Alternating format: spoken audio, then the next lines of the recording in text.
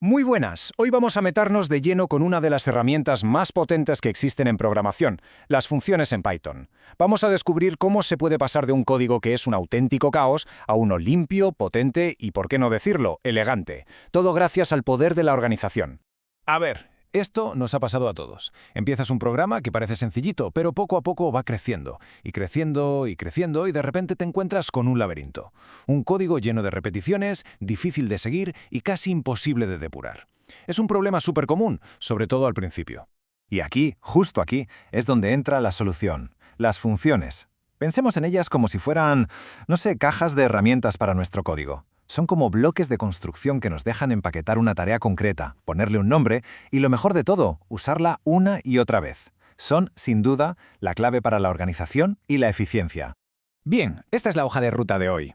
Arrancamos con el porqué de las funciones. Después veremos su estructura, cómo gestionan los datos, cómo organizarlas en proyectos más grandes y, para rematar, le echaremos un vistazo a un concepto ya más avanzado, la recursión.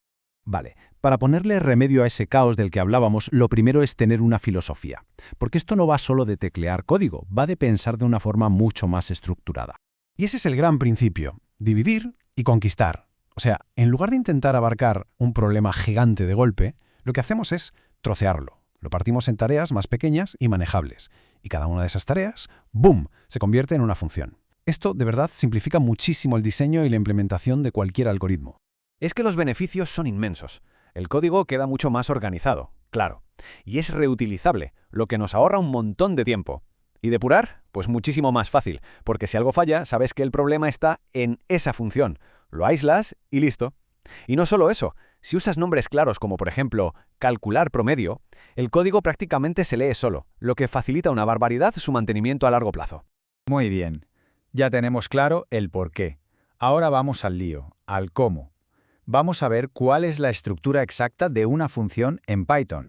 Aquí la tenemos, la estructura básica. Todo empieza con la palabra mágica def. Después, el nombre que le queramos dar a la función. Entre paréntesis van los parámetros, que son, básicamente, los datos con los que va a trabajar. Y finalmente, el cuerpo de la función, que es donde ocurre toda la acción. Y aquí se ve cómo la teoría cobra vida. Tenemos la función sumar, que recibe dos parámetros, a y b. Dentro hace la suma y la palabra clave return se encarga de devolvernos el resultado. Así de fácil. Cuando llamamos a sumar 5, 8, la variable resultado se queda con el valor 13. Sencillo, ¿verdad? Ojo, que es importante saber esto. No todas las funciones tienen por qué devolver algo. Algunas, como esta función saludar, simplemente hacen una acción, en este caso imprimir un mensaje.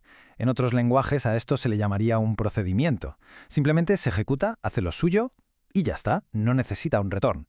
Bien, ya sabemos construirlas, pero ¿cómo se comportan los datos cuando entran y salen de una función? Este es un tema fundamental, de verdad, para evitar errores de esos que te vuelven loco. En Python, los datos se pueden pasar de dos maneras. Para los tipos simples, como números o cadenas de texto, se pasa una copia. Es lo que se conoce como paso por valor. Pero para los tipos más complejos, como las listas o los diccionarios, lo que se pasa es una referencia al objeto original, el llamado paso por referencia. Vamos a ver exactamente qué significa esto. Fijaos en este ejemplo. Tenemos la variable n que vale 5. Se la pasamos a la función duplicar, que internamente trabaja con una copia llamada x. Dentro de la función, x se convierte en 10, pero la n original, la de fuera, sigue valiendo 5. El cambio no le afecta para nada. Y ahora todo lo contrario. Aquí le pasamos una lista a la función modificar lista. Como las listas se pasan por referencia, la función no está trabajando con una copia, no, está trabajando con la lista original. Por eso, cuando le añade el número 10, ¡zas!, el cambio se refleja también fuera de la función. Entender esta diferencia es clave para no llevarse sorpresas. Y muy relacionado con esto está el tema del ámbito de las variables. Las variables que se declaran dentro de una función son locales, solo existen en ese pequeño mundo. Las que se declaran fuera son globales, y se puede acceder a ellas desde cualquier parte del código. Y esta comparativa lo ilustra a la perfección. A la izquierda tenemos una x global que vale 100 y una x local dentro de la función que vale 5. Son dos variables totalmente distintas, independientes. A la derecha, en cambio, al usar la palabra clave global, le estamos diciendo a la función, oye, que quiero modificar la variable global original, no crear una nueva. Bueno, ya hemos aprendido a crear funciones individuales, y si damos un paso más allá, ¿cómo organizamos un montón de funciones en un proyecto grande que necesite crecer? Pues la respuesta está en los módulos. Una práctica súper recomendable es separar la lógica principal del programa, que podría estar en un archivo llamado main.py, de todas nuestras funciones auxiliares, que las agrupamos en otro archivo, por ejemplo, funciones.py. Esto es básicamente modularizar. El proceso, como veis, es muy simple. Primero, creamos nuestro archivo con todas las funciones. Segundo, lo importamos en nuestro programa principal con la palabra import. Y tercero, ya podemos usar esas funciones simplemente poniendo el nombre del módulo delante.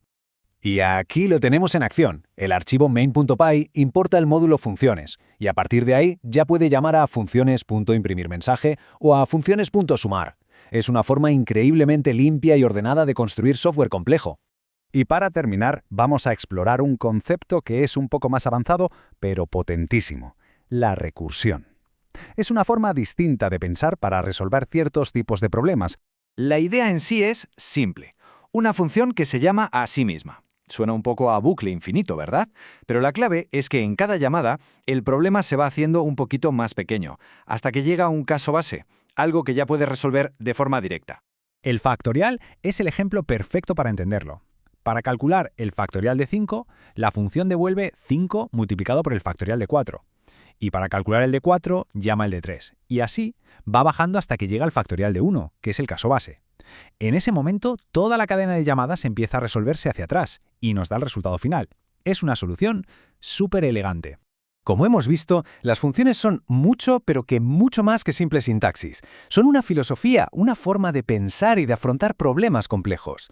Así que la pregunta que queda en el aire es: ahora que se tiene este poder para organizar, para estructurar, ¿qué gran problema se va a resolver?